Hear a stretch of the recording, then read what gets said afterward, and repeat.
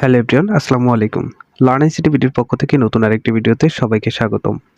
আজকের ভিডিওতে আমরা শিখব কিভাবে আমরা এক্সেল ফাইলকে এক্সেল বাইনারি বুক করে ফাইল সাইজ কমিয়ে নিতে পারি চোখের পলকে। তো চলুন কথা না বাড়িয়ে চলে যাচ্ছি আমরা ভিডিওর মূল পর্বে। যাওয়ার আগে আমার চ্যানেলটি যারা সাবস্ক্রাইব করেছেন তাদেরকে অসংখ্য ধন্যবাদ।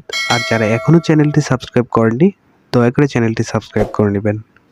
ভিডিওর শুরুতে আমি আমার ডেস্কটপ থেকে একটি এক্সেল ফাইল ওপেন করে নিব।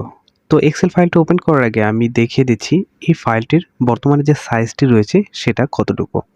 তার জন্য আমি রাইট বাটনে ক্লিক করে চলে যাব প্রপার্টিসে গিয়ে আমরা যদি এখানে দেখি তাহলে এখানে আমার ফাইল সাইজটি দেখাচ্ছে 15.7 মেগাবাইট। তার মানে আমার এই ফাইলটি প্রায় 16 এমবির মতো সাইজ নিয়ে রয়েছে। তো চলুন আমরা এই ফাইলটিকে কিভাবে বাইনারি ওয়ার্কবুক করব এবং এই 15 মেগাবাইট থেকে আমরা কিভাবে সাইজ কমিয়ে প্রায় 1 থেকে 2 মেগাবাইটে নিয়ে আসবো।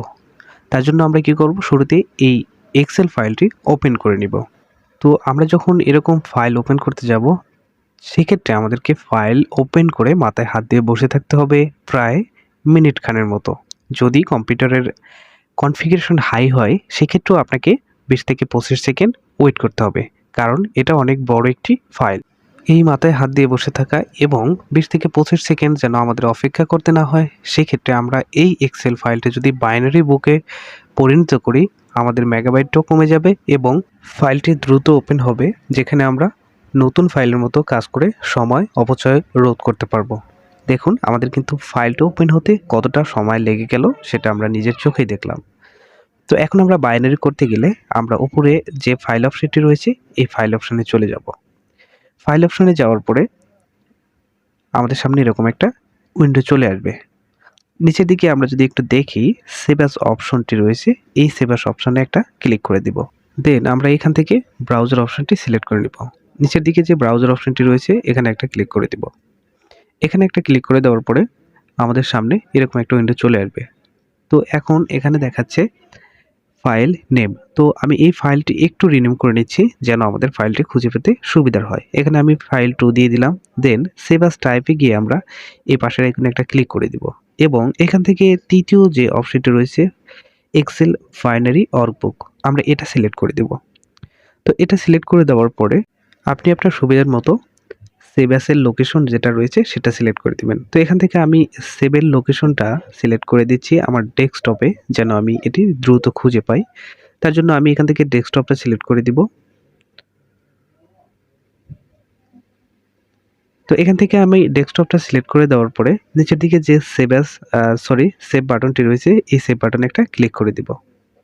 এই সেভ বাটনে ক্লিক করার সাথে সাথে দেখুন আমার কিন্তু এই ফাইলটি অটোমেটিক্যালি ভাবে এক্সেল বাইনারি ওয়ার্কবুক হয়ে সেভ নিচ্ছে, তার প্রসেসিংটা দেখাচ্ছে। তো আমি যদি এই ফাইলটা এখন ক্লোজ করে দিই, এই ফাইলটা ক্লোজ করে দেওয়ার পরে আমি চলে যাব আমার ডেস্কটপে গিয়ে আমার ফাইল সেভ যে হয়েছে সেই ফাইলটি দেখব।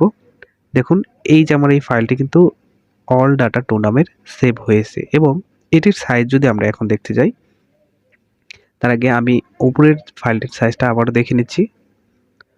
তো আমরা এই ফাইলটির সাইজ যদি দেখতে যাই দেখুন এটা কিন্তু 15.7 MB এবং এখন যদি আমরা এই নিচের এক্সেল বাইনারি ফাইলটি দেখতে যাই তাহলে প্রপার্টিসে গিয়ে আমরা দেখতে পাবো দেখুন এখানে 2.54 MB চলে এসেছে।